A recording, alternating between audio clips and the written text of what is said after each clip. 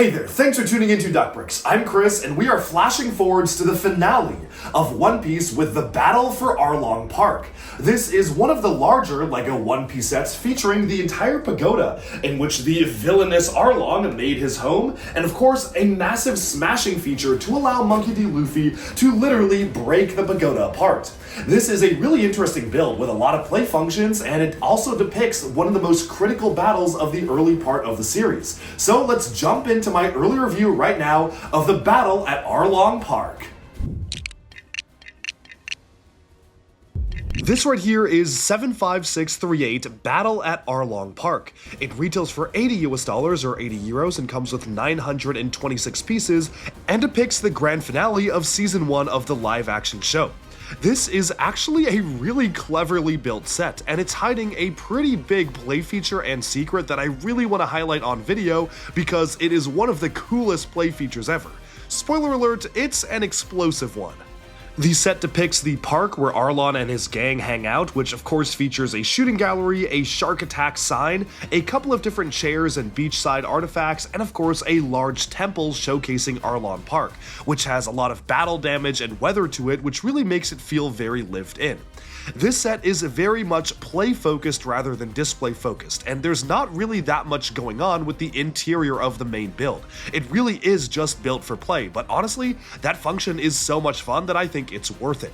The set does come with a selection of minifigures from that scene. Of course, leading the charge is Arlong as well as his Lieutenant Chu. You've also got Nami, who's very crucial for the scene with a special variant made for the set. Same with Usopp, who also has a unique outfit, and of course, Luffy, who's featured in the only set that actually includes him with his rubbery, stretchy arms, which is really cool to see LEGO is still making that piece.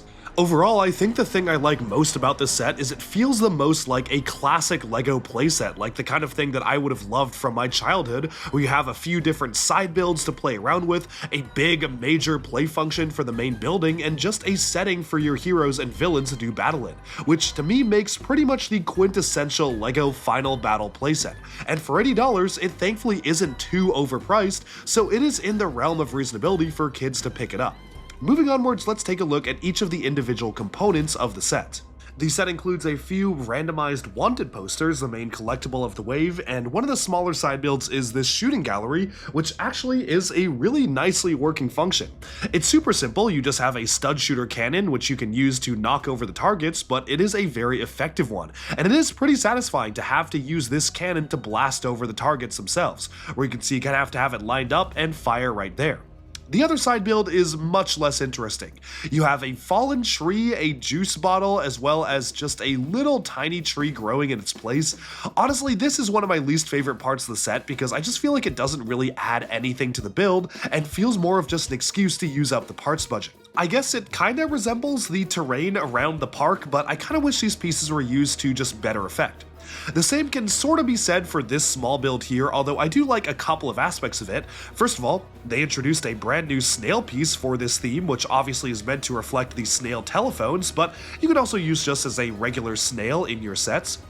You have a small counter with drinks, as well as a table and a nice little kind of awning area to sit down on. Really, there's not that much going on to this particular part of the build, and there's really no sort of play function, but I think it's alright for what it is. Moving onwards, we have Arlong's throne here, which says Shark Attack. Love that sticker, and it is really cool to get these flames surrounding the throne as well. I actually do quite like this side build. I feel like it is very unique. You have the multicolored candles for the different colors of the bars making up the awning here, and altogether, I also like the graphic design of the Shark Attack sign. You literally have the classic LEGO shark being depicted there, which I think is super cool. Moving onwards though, I think the main part of the build that everyone wants to see is the temple, Arlong Park itself, and this is a really well done structure. Thankfully, despite the wanted posters being randomized, I did receive an Arlong tile in this set, so obviously I had to put it on, and showcasing the rest of the build here, you can see that they actually very cleverly disguise the play function by actually making it look like the temple is kind of ramshackle and broken down. Little bits and pieces of the roofing are breaking apart. You have little pieces of the awnings which are literally broken down and laying on the ground in front of the temple, and all of that helps to disguise the fact that this entire thing is made to break. And that is super cool. You have the chains, which Arlong used to confine Nami, which is a pretty dark but nice touch here. You've got some scrolls in the boxes there, and altogether the rest of the temple is completely empty. There is literally nothing to do, but honestly, that doesn't bother me as much as it does for some other LEGO buildings, because if you look at its depiction in the show, there's also literally nothing to do in the interior other than what you see here, which is the chain area as well as some maps just all around the first floor of the building, because of course Arlong's plan was to have Nami draw some maps for him, so you do have the maps on the sides of the walls as stickers. Other than that though, you don't really see much of the interior in the show, certainly not the other levels, so I think it's totally okay that the LEGO set also chooses to just forgo that and instead focus on making it a really fun toy to play with. So exactly how does this work? Well, everything is held together by a really clever function. The way it works is you have Luffy kind of punch down the top cone, and with the top cone down, you can then just press down, apply force downwards, and the entire temple will split apart. It's a remarkably clever system that's a lot more complex than you may realize. There's actually a lot of different mechanized components going on to make it explode in the right way, and that's one of my favorite parts about the set. It would have been really easy to just have the temple be easy to break apart and have it come built in certain sections, but there was a lot of intentionality to just how it explodes, the way it's actually exploding outwards and not just crumbling down, and I really appreciate that. So how does this work? Well, you have the two bottom sides of the temple, which are mounted on very loose hinges, so those splay open. You've got the two halves of the front of the temple here, which attach via a clip, and then you have the top of the temple, which, if you actually apply pressure downwards with the cone removed, actually makes it forcibly split apart. It's a very clever design, and taking a look from the back, you can see just how they pulled this off, because you have a little bit of extra force when you have the clip of the middle section kind of separate off, so you have a bit of extra force splitting it apart in the middle. And then, the way that this section works is with the cone removed downwards, it forces it to push these pieces out, so you can see it actually splays them outwards when you apply pressure down. It's a very clever feature, and you can see it literally wedges the temple itself apart to make it look like a very satisfying explosion. I have seen a lot of LEGO sets that are made to be destroyed. There are so many play features for LEGO sets that are literally made for you to destroy what you're building. But this is the only time I've seen a LEGO set be built fairly solidly. Obviously, if you really rigorously shake it around, it'll topple over, but it is fairly solid as a build, and there actually is a lot more involved mechanisms going on to actually make it explode in a way that is visually cool and interesting. And I absolutely have to commend the set for that. It's one of my favorite details about the set, and it made this set, which honestly wasn't that high on my wanted list when I saw it first, become one of my favorite sets to play with this entire year. It's super easy to reset. It's not annoying like some of the other brick-built LEGO things that once you kind of blow them up, you never really want to do it again because they're annoying to put back together. This literally takes a few seconds to put back together and it's ready to go again for another explosion.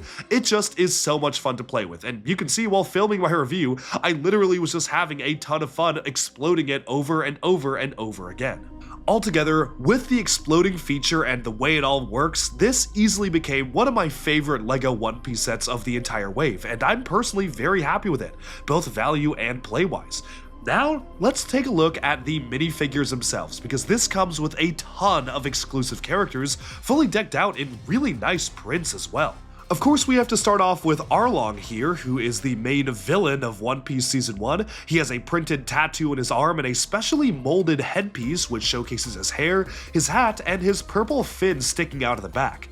One of my big points about the figure is that I really was hoping LEGO would actually mold his nose. He has a very distinctive sawtooth shark head mold, which in the show really protrudes outwards from his face, so I was really hoping that we would get a special molded minifigure head element similar to Pinocchio from the Disney CMF, but honestly, after having the minifig in hand, I don't necessarily mind the fact that he just uses a standard headpiece, especially because the rest of the figure is so specialized with a really nice rubberized hat and hair combo.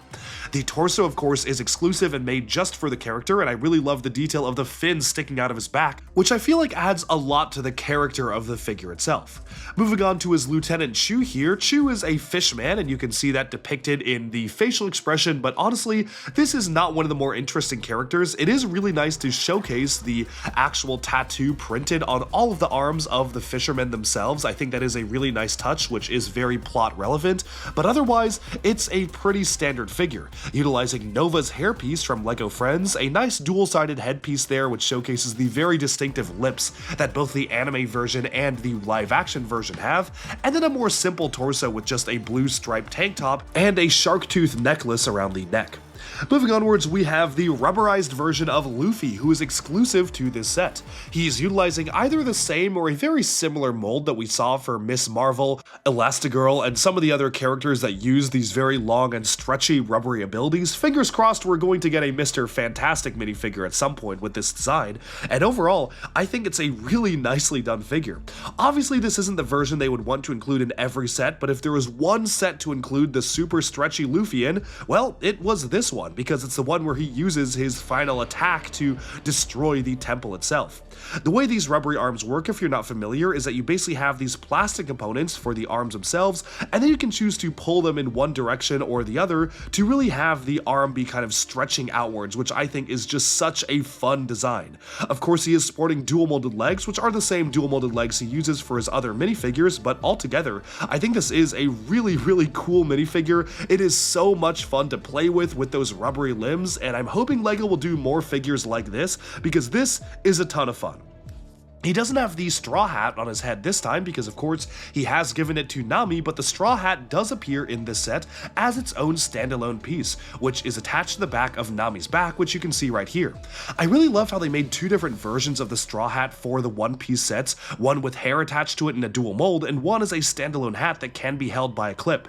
You can see the part where Nami has cut out her own tattoo, which is a pretty grisly detail for a LEGO set to have, but it's really cool they depicted that on a minifigure because I feel like that is a super important part of her character. It's when she really fully truly joined the team, and it's a really nice print to get with the bandage on the side of the arm.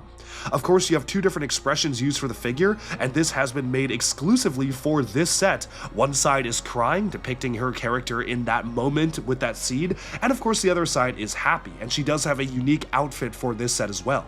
It really goes to show that LEGO spared no expense whatsoever when depicting the minifigures here, where the amount of detail is just absolutely phenomenal. It's really blown me away just how good all the figures look, and just how much detail goes into every single one of them. So overall, very happy with this one, especially with that new molded hairpiece as well.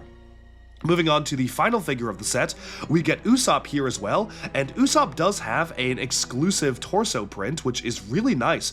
Dual molded arms with printing on the side of the arm too, showcasing kind of that striped detail he has on the arm, which is super nice. You have a brand new dual molded hat and hair combo there with the dark green bandana with the dark brown hair underneath, and overall I think this is a really good way to depict him.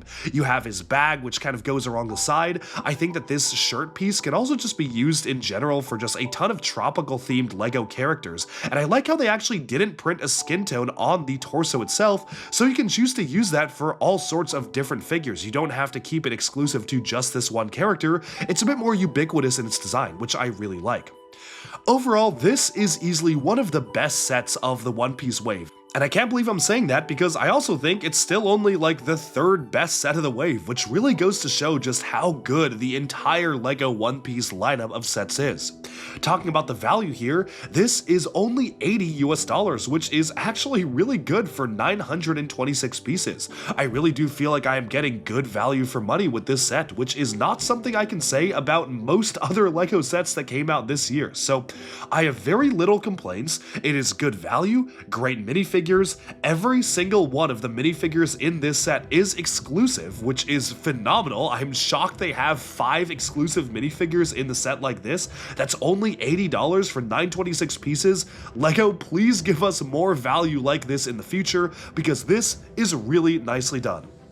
Overall, that about sums up my thoughts on the Battle at Arlong Park. Super fun play feature, really great final battle design, and one of those play sets that really does feel like you're harkening back to the classic days of LEGO, where you just have sets that are simply super fun to play with. That's all for this review. Thank you so much for watching, and I'll talk to you again very soon.